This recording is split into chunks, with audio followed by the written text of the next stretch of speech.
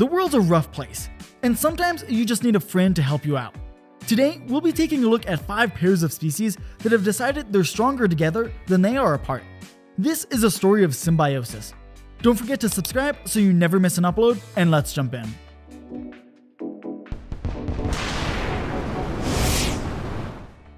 The first duo on our list are sea anemones and hermit crabs.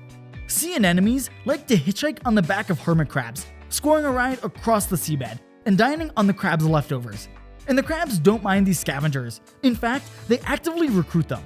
A crab will walk up to an anemone and poke it with its pincers, signaling the anemone to release its grip from the seafloor and jump on the crab's back.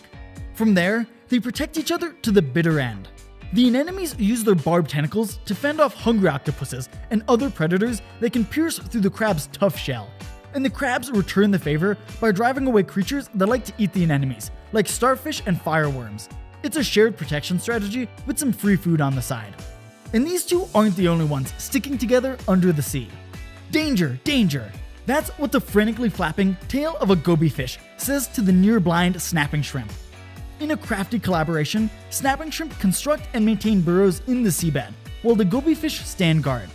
During the construction of their home, shrimps have to leave the security of their burrow to dump the sand they dug out. Throughout this hazardous journey, these shrimp maintain constant contact with their goby fish using their antenna. When the goby fish sees a potential threat, it starts wiggling its tail against the shrimp's antenna or into the burrow's entrance, warning the shrimp of the impending danger. In return for their faithful service, the goby fish get to share the burrow and call it home, sleeping with the shrimp at night and using it as a convenient shelter in the face of danger.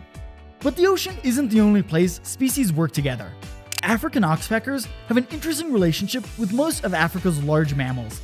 They were once thought to be totally helpful, eating the ticks off the backs of zebras, elephants, hippos, and other large African animals. While they do eat ticks, their real purpose is a bit more nefarious. They're actually vampire birds, sucking the blood out of the open wounds ticks create. They show how the line between symbiotic assistant and parasite can be blurred. Although, it seems most mammals put up with their blood-sucking behavior in exchange for their service. They also act as an early safari warning system by producing a hissing scream when startled, warning of incoming danger.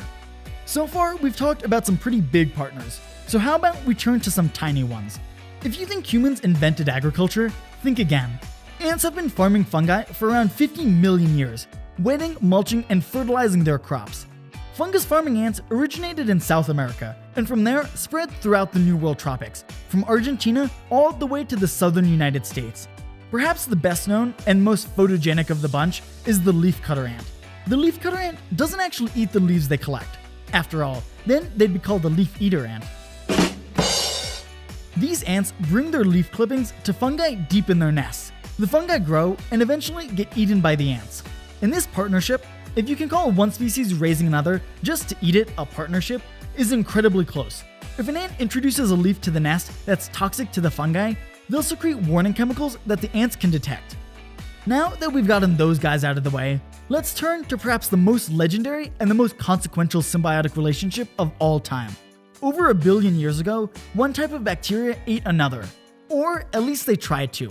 Surviving this ordeal, the prey, the humble mitochondria, became a permanent houseguest in the wet, sheltered, food-rich environment of the predator's body. The mitochondria, no longer having to worry about defense from the outside world, specialized itself and became the powerhouse of the cell. Eventually, by swapping segments of DNA, the two bacteria merged into a single, inseparable, complex cell. This partnership was so successful, descendants of this original cell flourished, ultimately becoming the ancestor for nearly all multicellular life, including our own species. These 5 pairs of species show that despite the dog-eat-dog world out there, sometimes it's best to have a friend, even if they tried to eat you or just want to suck your blood.